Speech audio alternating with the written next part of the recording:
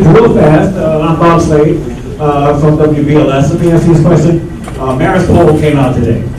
I know you gotta watch the poll. Yeah, come on, you gotta watch it. But it's very interesting. His hands. What's that poll? Yeah, Maris. Anyway, it shows Elliot Spitzer with his big lead, and he said, you know, I'm not this is a great opportunity for you. Follow me on this. They say his biggest support comes from the Black and Latino community. Your appearance here goes a long way, sir. Yeah, what do you say about that? And you're gonna keep doing that or what? When I'm able to get my record out, when I can talk about how I grew up in Washington Heights, my life experience, the work I have done, reminding people that when Diallo was shot 52 times, I was the first person who looked like me who called Reverend Sharpton and said, I have to also get arrested. When it came time on issues of apartheid, time and time again in my entire career, I have stood with people of color. It is no accident that 1199 and every progressive labor union, DC 37, HCC is supporting me, not my opponent.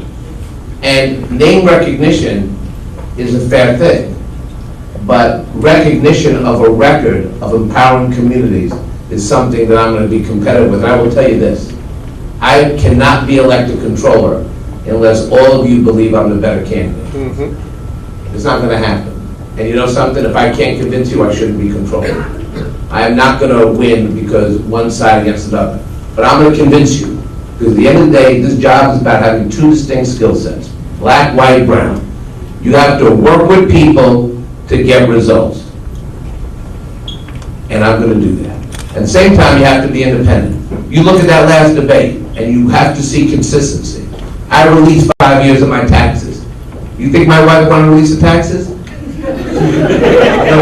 I'm married 3 years, I have a little baby. You know what she said? Why are we releasing our taxes? I said, no, there's nothing there. She goes, I know, I'm embarrassed. Okay? But my opponent kept playing hide and seek with his taxes and his real estate company. You think that's okay? I'm in a campaign finance system. 4,000 people gave me money. My opponent said that he doesn't have to be in a campaign finance program. You think that's right? He told Romney to release his taxes, but he won't release his own. One standard of justice for the rich and another for the rest of us. That's what this campaign is all about. All right, thank you very much, Scott Stringer, everyone who's running. Thank you very much. Thank you. Thank you. All right, we are going to move right along, am I right? Yes. All right, I know DA Charles Hines has been here for quite a while. Someone say 2 more. Okay. And I see Ken Thompson, who wants to be your next Brooklyn DA, has walked in the door and sitting down. All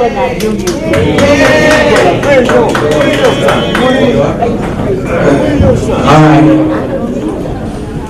Good handshake. We know we've seen these two gentlemen over the last week, especially on New York one, they are very spirited. We agreed on all the action. You agreed on everything? Okay. All right, very well. All right, so once again, folks, we're going to reintroduce ourselves very quickly. And we want to thank the Grand Council of Guardians and the National Latino Officers Association for bringing us all together. Let's give them a round of applause.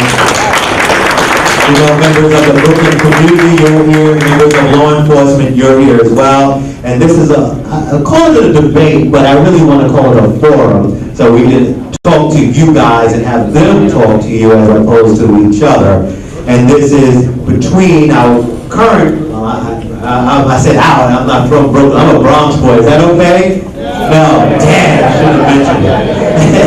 I'm the current Brooklyn DA, Charles Hines, as well as attorney and former federal prosecutor, Ken Thompson. Let's give it up for them both. We're going to allow them an opening statement. My name, once again, Dean Memminger, New York One, along with the godfather of news, Bob Slade from 107.5 WBLS. I have to check with Bob. What are we going to give them? 3 or 4 minutes. Bob told me 4 minutes. And the clock is ticking for opening statements here as we speak to the people of Brooklyn. And want to start, we'll give you a shot. All right, let's start with Ken Thompson giving his opening statement. 4 minutes, Mr. Thompson. Thank you for having this forum, and thank all of you for being here. I think this is very important. This is one of the most important races that we're facing in the city, and it's rare that a city DA is challenged. Let me tell you why I'm running for Brooklyn DA. I'm running for Brooklyn DA because the Brooklyn DA's office is in crisis. And it's in crisis because of the failed leadership of Joe Hines. All you have to do to see that failed leadership is to just look at the excessive use of stop and frisk, the abuse of stop and frisk right here in Brooklyn.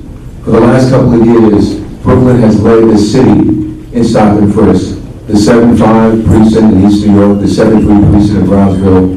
We have seen thousands upon thousands of innocent young black and Latino men stopped and frisked on the streets of Brooklyn, and they had their constitutional rights violated. And this DA didn't open his mouth and say one word about that. When we had 685 stop and frisk in 2011, he remained silent.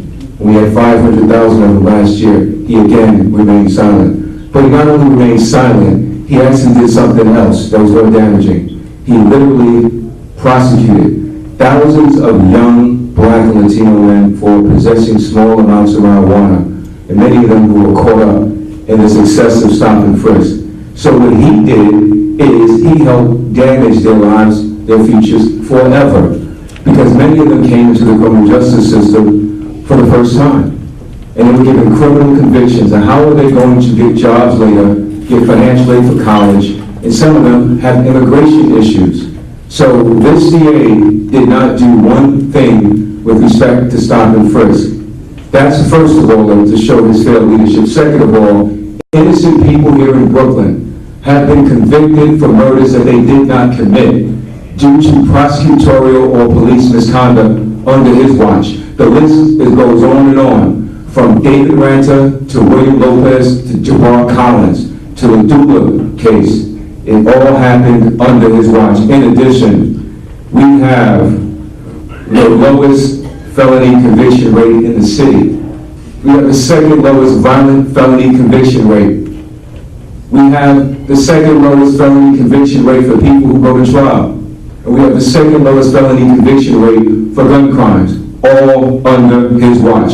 Also, Joe Hines is too close to the political machine. He's going to sit here today and take all the elected officials who back him.